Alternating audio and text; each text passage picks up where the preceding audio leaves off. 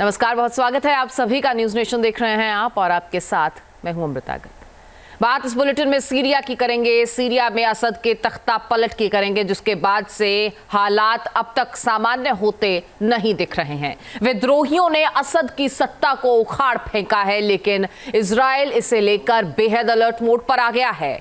आने वाले दिनों में सीरिया से होने वाले खतरे को देखते हुए इजराइल ताबड़तोड़ हमले कर रहा है और हर उस ठिकाने को नेस्तनाबूद कर रहा है जहां से इजराइल को खतरा है।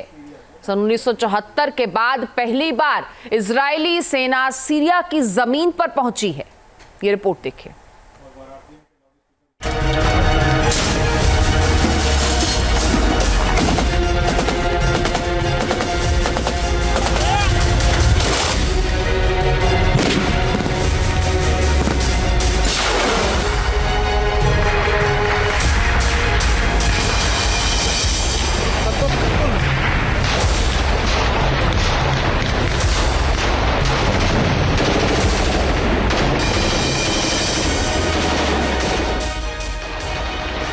सीरिया में हयात तहरीर अल-शाम की अगुवाई में विद्रोहियों ने 54 साल से चल रही असद परिवार की सत्ता का अंत कर दिया। दमिश्क पर विद्रोहियों का कब्जा हो गया और राष्ट्रपति असद को देश छोड़कर भागना पड़ा।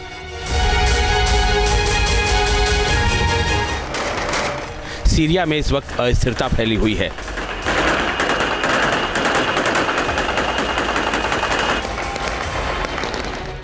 इजराइल इस मौके का फायदा उठाने में जुट गया है। 50 साल बाद सीरिया में घुसा इजराइल। 100 ठिकानों पर बरसे बम और मिसाइल।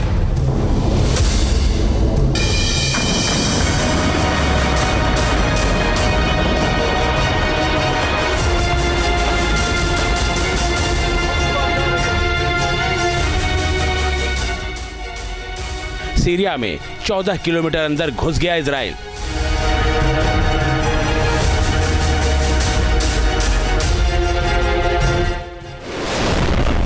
बीते सोमवार को इजरायली फाइटर जेट्स ने सीरिया के अलग अलग इलाकों में जबरदस्त बमबारी की। आईडीएफ के लड़ाकू विमानों ने सीरिया के इलाकों में 100 से ज्यादा हवाई हमले किए।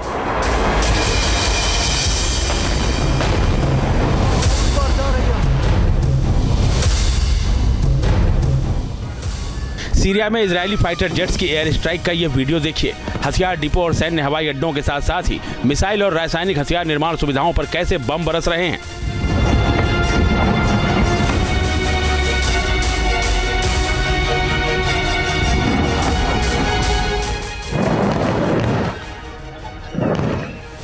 इजरायली फाइटर जेट्स ने कानाकेर इलाके में सीरियाई सेना की 121वीं ब्रिगेड के हेडक्वार्टर पर बमबारी की। यहां भारी मात्रा में हथियार रखे हुए थे। विद्रोही गुट इन पर कब्जा न कर लें, इसलिए यहां हमला कर इजरायली फौज ने उन्हें नष्ट कर दिया।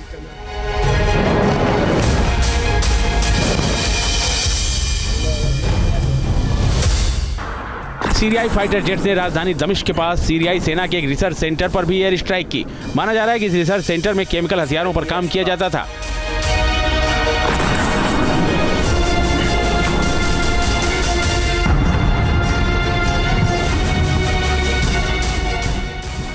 सीरियाई सेना के हथियार डिपो पर आईडीएफ की एयर स्ट्राइक से राजधानी दमिश्क के पास कुलसिया प्रांत का पूरा इलाका सीरियल ब्लास्ट की आवाज से थर्रा गया। देखिए हमले का ये वीडियो।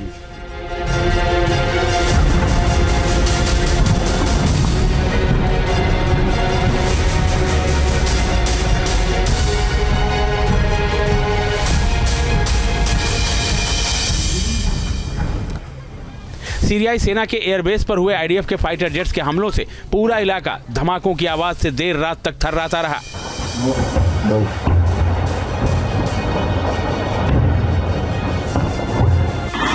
انفجارات هائلة داخل اللواء. الله أكبر الله أكبر. इजरायली फाइटर जेट के निशाने पर खासतौर से सीरिया का दारा शहर रहा। ये वीडियो देखिए। दारा शहर पर जब इजरायली लड़ाकू विमानों ने बमबारी की तो किस तरह के हालात बने।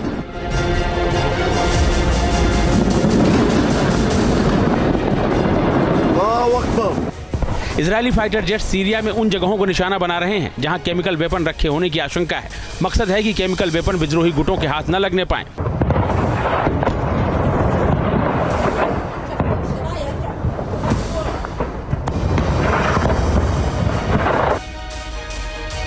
इसी तरह से 100 से ज्यादा हवाई हमले इजरायली फौज ने सीरिया में अलग अलग जगहों पर किए, जिसके बाद हर तरफ तबाही और बर्बादी का मंजर पसरा नजर आया। इजरायल के इस खौफनाक कदम से सभी हैरान हैं।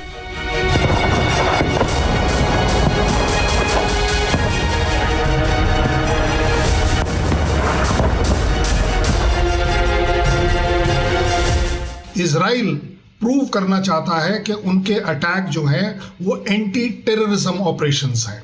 सीरिया से उनका कोई झगड़ा नहीं है, लेकिन इसीलिए उन्होंने सेलेक्टिवली उन टारगेट्स के ऊपर अटैक किया है जिससे कि वहाँ पर जो टेररिज्म के जो बेसिस हैं, टेररिस्ट की जो आर्म सप्लाई है, जिस तरीके के जो डंप्स हैं, उसको डिस्ट्रॉय करने की कोशिश करी है। इजरायली फौज ने सीरियाई सेना के एक एयरबेस को भी पूरी तरह से तबाह कर दिया। ये 4 तस्वीरें देखिए। इजरायली एयर स्ट्राइक के बाद इस एयरबेस पर किस तरह की तबाही मची है। यहाँ खड़े MiG-29 फाइटर जेट की पूरी फ्लीट ही इजरायली हमले में तबाह हो गई। इस फ्लीट में 30 फाइटर जेट शामिल थे। कई लड़ाकू हेलीकॉप्टर भी हवाई हमले में तबाह हो गए। पूरे एयरबेस पर कदम कदम पर तबाही के निशान बिखरे नजर आ रहे हैं।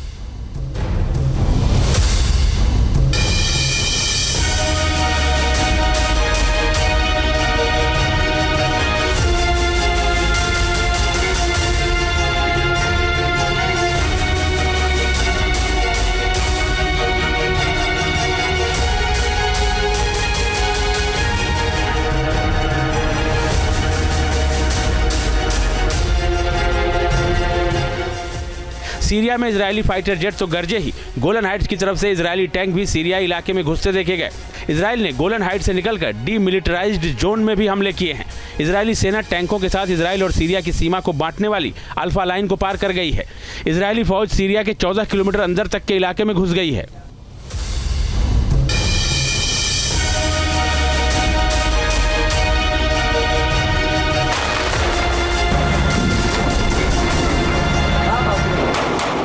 इजरायली सेना ने 1974 के युद्ध विराम के हिस्से के रूप में सीरिया में बनाए गए बफर जोन के हिस्से पर कब्जा करना शुरू कर दिया है।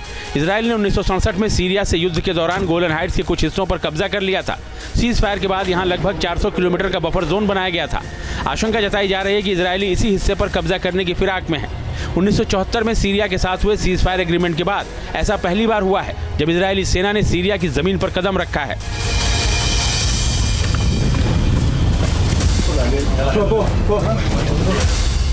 ऐसे में इजराइल इस बात को लेकर के आशंकित है कि ये जो रेबल ग्रुप्स हैं ये गोलान हाइट्स पर अपने दावे को कर सकते हैं। रेबल ग्रुप्स के द्वारा गोलान हाइट्स पर कोई खतरा न पैदा किया जाए, उसको ध्यान में रखते हुए इजराइल ने एक प्रीएम्प्टिव मेजर्स के तहत जो गोलान हाइट्स के आगे डीमिलिटराइज्ड बफर जोन था उस पर भी अपना अधिकार स्थापित कर लिया है। इजरायली डिफेंस फोर्सेस ने उस पर अपना कब्जा स्थापित कर लिया है।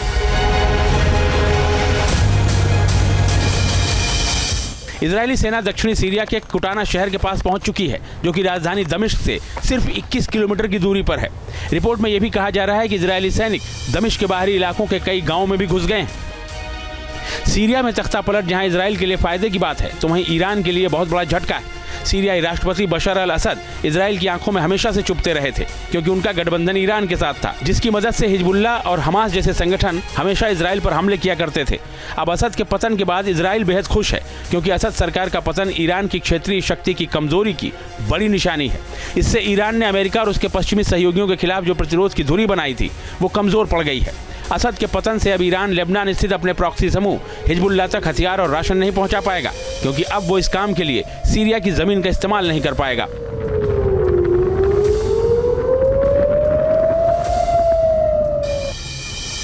ईरान की मदद के बिना हिजबुल्लाह इजराइल के खिलाफ और कमजोर होता चला जाएगा, जो इजराइल के लिए बहुत अच्छी खबर है।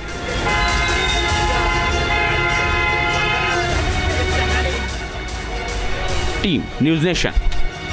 न्यूज नेशन अब व्हाट्सएप पर खबरों के ताजा अपडेट के लिए न्यूज नेशन के इस QR कोड को स्कैन करें।